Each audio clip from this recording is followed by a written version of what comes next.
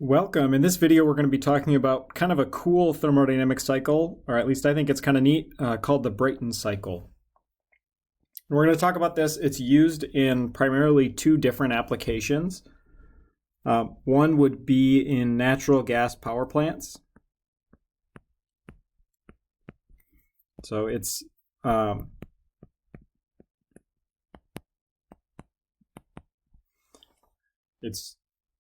the primary cycle, or based off of this kind of simplified version that we're going to look at here, which is the power producing cycle in a natural gas plant. The other place that it is used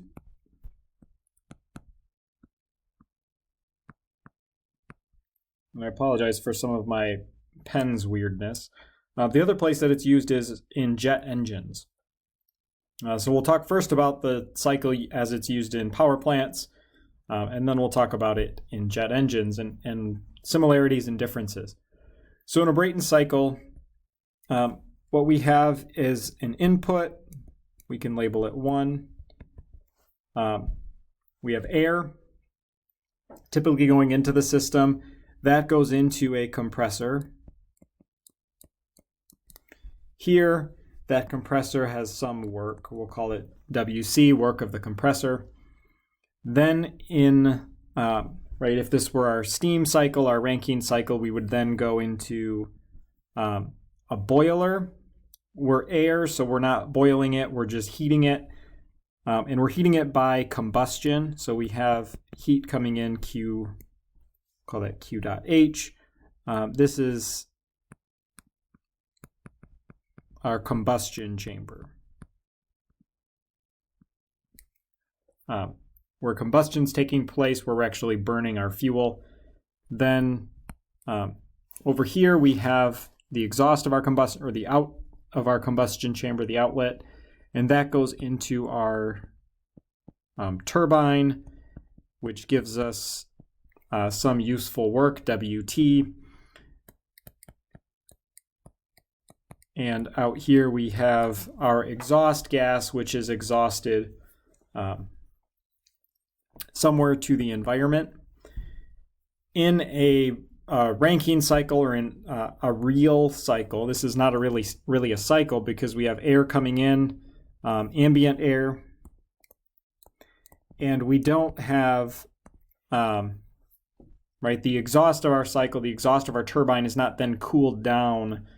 There is no system like that. Just erase that because that doesn't exist. But we can actually model it as if there is a real step between 4 and 1, when in reality we're just exhausting to the atmosphere and then we're getting new air from the atmosphere. If we look at what's happening on a TS diagram, again, of the ideal cycle, we would be somewhere down here at 1.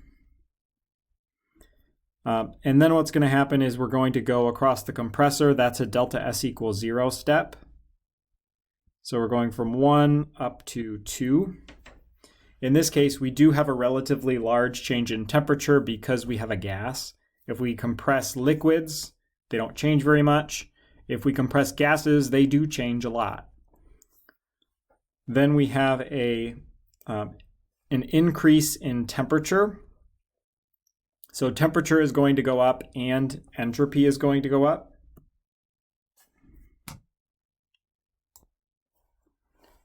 So what happens from 2 to 3 as we're adding heat?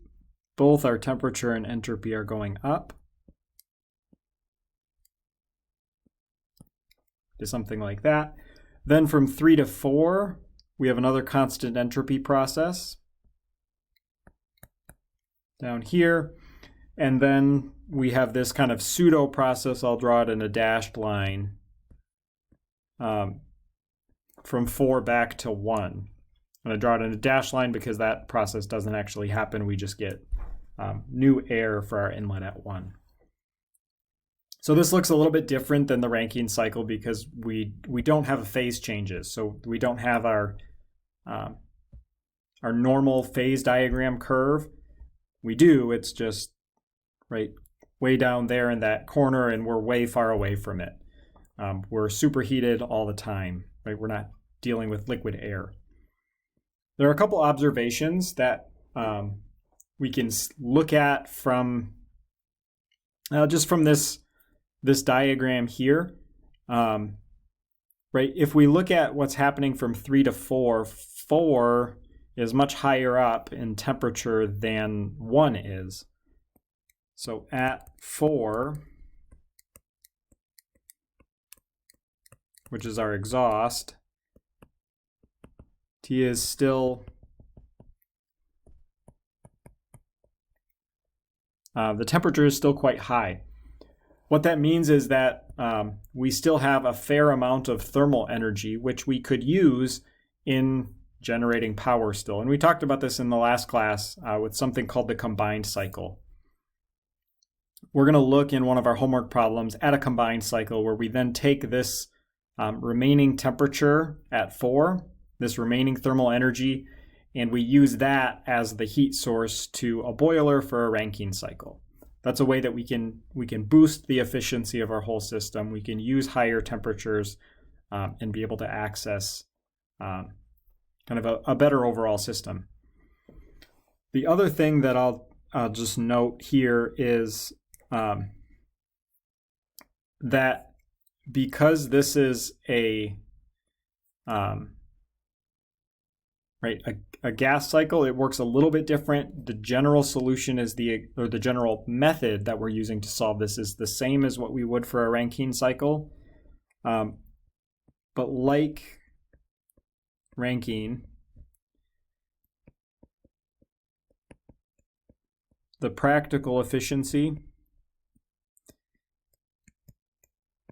is about 40%, right? We talked about the efficiency of kind of the world's best coal power plant, limited to about 40%, similarly to the world's best Brayton cycle. The Brayton cycle allows us to access higher temperatures. We can get temperatures in real systems of maybe something like here at 3.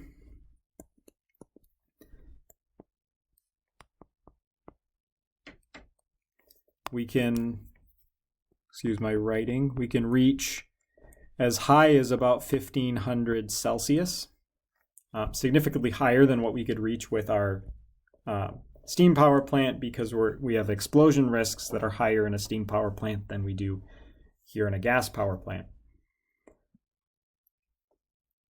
But because that T4 is still high, we're limited to still about 40% efficiency.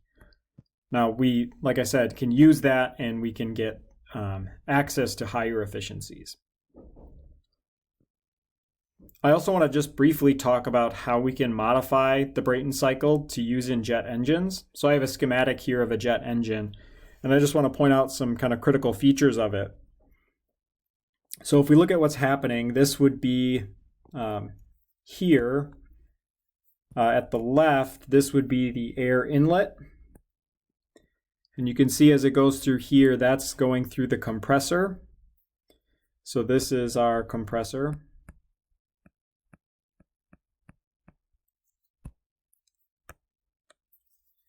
I apologize for my pen right now.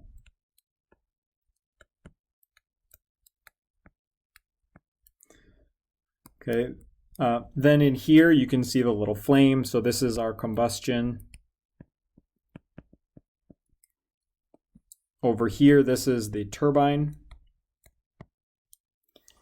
And in a normal Brayton cycle power plant, those would be the only 3 components.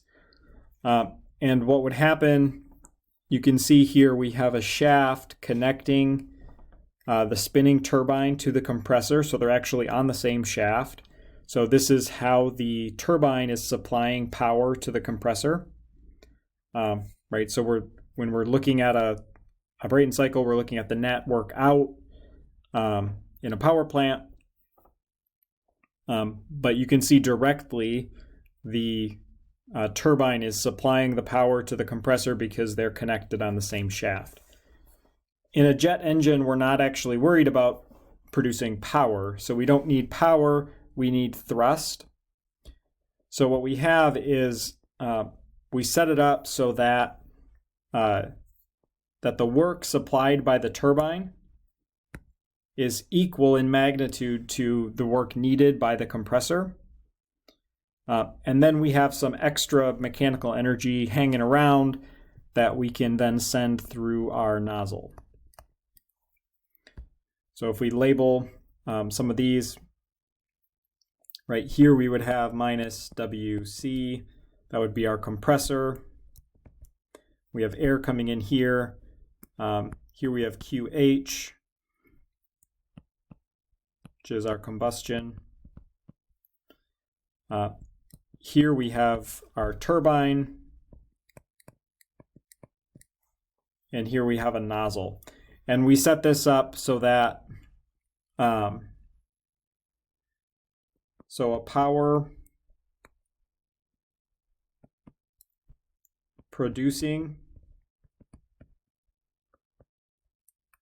cycle maximizes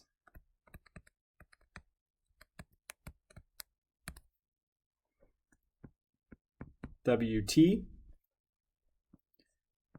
where our jet engine, it's the same cycle, but it maximizes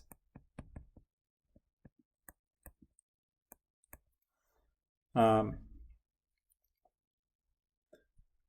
so let's label here. So we have velocity, we'll just put some numbers there, not 1, 3, 2, 3, 4, and 5.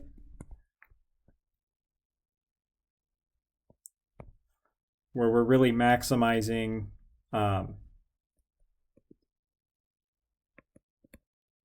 V5 squared minus V4 squared with the work of the turbine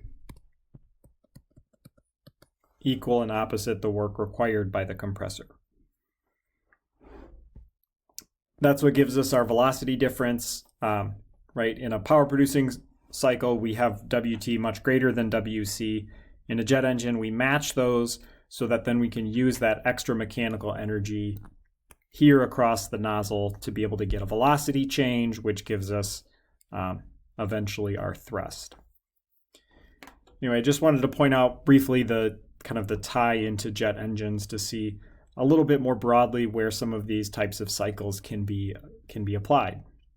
With that, that wraps up our discussion of the Brayton cycle. As I said, we're going to have one homework problem where you get to try to tie the analysis of a Brayton cycle to a Rankine cycle and see directly how we can build up to a combined cycle which uses our thermal energy more efficiently.